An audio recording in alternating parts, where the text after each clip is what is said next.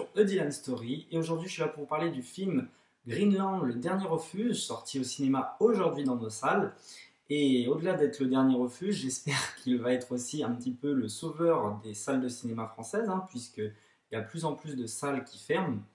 Et là, c'est un petit blockbuster, en tout cas moi c'est ainsi que je l'ai vu, et j'ai vu qu'il y avait pas mal de monde dans ma salle, donc c'est plutôt positif je pense.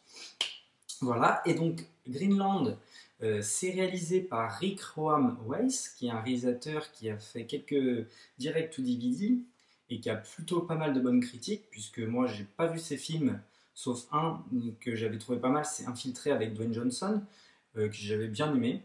Et apparemment, bon, il a plutôt de bonnes critiques en général, et il a fait le dernier de la trilogie La Chute, donc La Chute du Président, etc., avec Gérard Butler justement dans le rôle principal qu'on va retrouver à l'affiche de ce film que je vais vous parler.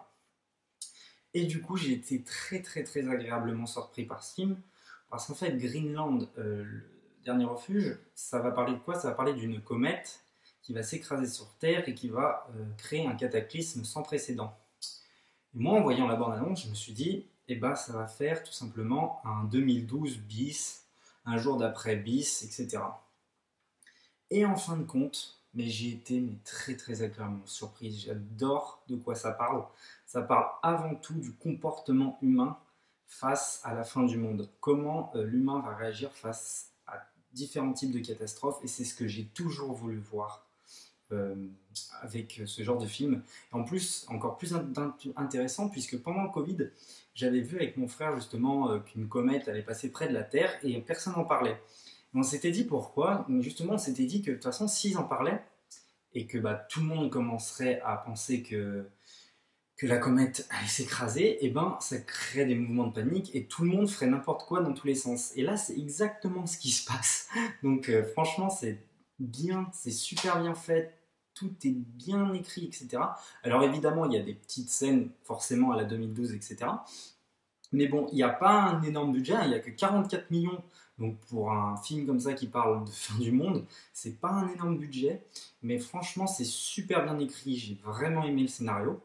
Donc bien, franchement bien. En fait, il va, ça parle de quoi Greenland? Ça parle au début juste d'une comète lambda qui va passer près de la Terre, qu'on va pouvoir observer et qui va finir par, comme la plupart des météorites finalement, en fait, les étoiles filantes qu'on voit, c'est ça, c'est des météorites qui arrivent sur Terre et puis qui se dégradent petit à petit pour en rester que des petits cailloux. Et là, c'est exactement le principe de cette comète. En tout cas, c'est ce qu'ils pensent au début.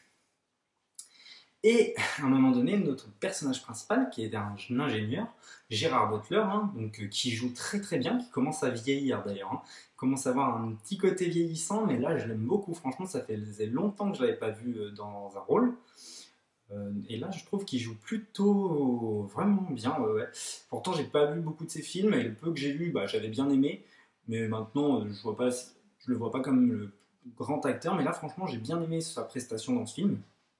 Et du coup, il va recevoir un message sur son portable en disant attention, alerte, vous avez été sélectionné pour être évacué. Rendez-vous à la base Nanani pour prendre l'avion avec son fils et sa femme.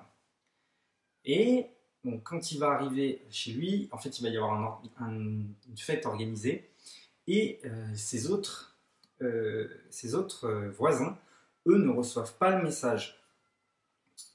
D'abord, en fait, donc, tout le monde va être devant la télé pour regarder la comète s'écraser en direct.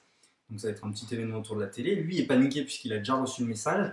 Et en fait, la comète ne fait pas ce qu'elle devait faire, elle détruit complètement la ville de Tampa en Floride, elle l'explose tellement qu'elle y va fort, en fait, elle crée une onde de choc qui va sur je sais pas combien de kilomètres, je crois qu'ils disent 2400 dans le film, et donc ça va jusqu'à eux, et lui il se fait pousser par cette onde de choc, et donc là tout le monde panique, et il y a le fameux message d'alerte qui se remet sur son portable et sur sa télé, et eux ne comprennent pas pourquoi eux ils n'ont pas été sélectionnés.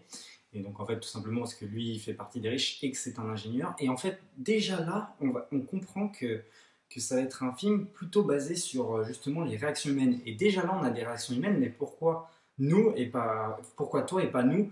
Et j'ai trouvé ça vraiment bien. Et justement, donc ils vont décider de très vite partir. Et tout de suite, les voisins vont dire, ah, même nous, si tu peux pas nous emmener, ok, mais appelle-nous si tu as un moyen de nous faire rentrer dans l'avion, etc. Donc déjà là, c'est très très humain et c'est quelque chose que j'ai jamais vu et j'ai trouvé ça vraiment bien. Ensuite, il va y avoir toute cette phase à l'aéroport où là aussi, tout le monde va vouloir se battre pour pouvoir passer. Et alors là, mais c'est horrible, mais qu'est-ce que c'est bien trouvé. En gros, donc on ne sait pas qui est sélectionné encore. Et en fait, donc le petit, leur fils, est diabétique, je crois. Oui, c'est ça, il lui faut des piqûres d'insuline. Il est diabétique. Et en fait, il fait tomber sa trousse de soins dans sa voiture.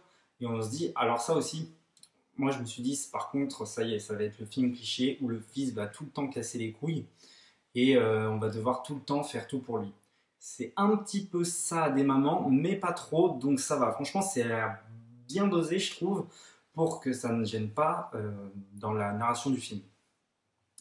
Et du coup, Gérard Butler va devoir aller, lui, chercher cette truc d'insuline, donc ressortir. Il a 15 minutes en gros pour retourner à la voiture. Et elle va dire, ah, vous n'avez pas un truc pour mon fils, il est diabétique. Il dit, mais attendez, comment ça il est diabétique? Elle dit, bah oui, il est diabétique.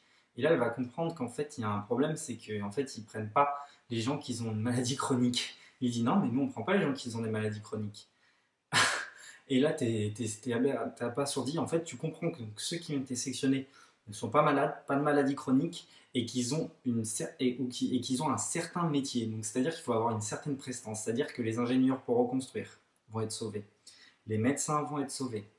En fait, que des gens qui ont de l'importance en fin de compte. T'es pas important, t'es malade, tu vas crever, et bah tu restes dans ta merde, tu te débrouilles de ton côté. Et ça, j'ai trouvé plutôt ça intelligent, mais tellement bâtard. Il y a une scène avec une militaire qui lui dit non, non, je peux rien faire pour vous et tout. Elle dit mais vous êtes égoïste et tout ça. Elle dit mais non, je suis pas égoïste. Moi, ma famille n'a pas été choisie non plus. Et moi non plus. Nous, on n'a pas le choix, les militaires. 99% des militaires sont là sans broncher. Et c'est vrai que ça, c'est un petit peu choquant. Quoi. T'es là, bon, tu te dis ah ouais, quand même. Qu'est-ce que je peux dire d'autre? Il y a toute une relation entre le mari et l'homme à distance, puisqu'ils vont être séparés par rapport à ça. Hein. Ils vont se retrouver que vers la fin du film, on va dire. 15-20 minutes de la fin, je pense. Donc voilà, ça c'est pas un gros spoiler, hein. C'est juste qu'ils vont être séparés par ça. Et il va y avoir plein de choses du comportement humain. Bah, évidemment, comment on dit, le défonçage de magasins. Ils vont tout casser, ils vont tout prendre, les médicaments, etc. Enfin, il va y avoir tout plein de comportements humains. Et une autre chose, Gerard Butler va être aussi poussé dans ses retranchements, poussé à bout jusqu'à une scène vraiment choc, vraiment poignante, j'ai trouvé. Le personnage est choqué, il s'en remet pas. Même son beau-père qu'il va rencontrer à un moment donné va se dire mais qu'est-ce qui t'est arrivé, tu vois, il sent qu'il y a un problème. Et du coup, il y a tout ça. Alors, niveau effets spéciaux, donc comme je disais, il y a 44 millions de budget. Franchement, moi j'ai trouvé ça cool. Je trouve ça juste efficace en fait. C'est franchement efficace. On voit des scènes à la télé. Des fois, ils nous montrent en vrai la comète. Il y a une image en fond vert où on voit dans le ciel des plans fixes de la comète. Il y a aussi des grands plans larges au début de la file d'Atlanta. Donc il y a pas mal de bons petits plans, franchement c'est bien réalisé. Il y a un peu de... Alors il y a un moment, il y a de la caméra à l'épaule et il y a une baston dans un camion noir, on voit pas grand chose là, j'ai trouvé ça bon, un petit peu... Voilà. Bon, il y a quelques défauts quand même, hein, on va pas se le cacher, il y a déjà tous ces clichés de films catastrophes, hein, où ils vont toujours trouver une petite manipulation pour s'en sortir. Là j'ai trouvé ça moindre. Mais bon, et il y a une petite répétition puisque la femme va retourner deux fois elle à la base. Donc des fois ça se répète un petit peu, c'est un petit peu redondant. J'ai trouvé que aussi le fils ça allait en fin de compte. Le jeu de l'actrice, j'ai pas parlé de l'actrice, c'est Monica. Je sais plus comment c'est l'actrice de Gotham, la femme de Gordon dans Gotham. Et elle déjà j'étais pas très convaincu dans Gotham de son jeu d'actrice et là j'ai pas été convaincu non plus du tout. Donc voilà, c'est pas. Franchement, je préfère largement Gérard Butler à elle, hein, franchement. Donc bon, voilà. Il y a quelques protagonistes qu'on va croiser qui est bien sympathique. Et on montre vraiment bien la réaction de tous.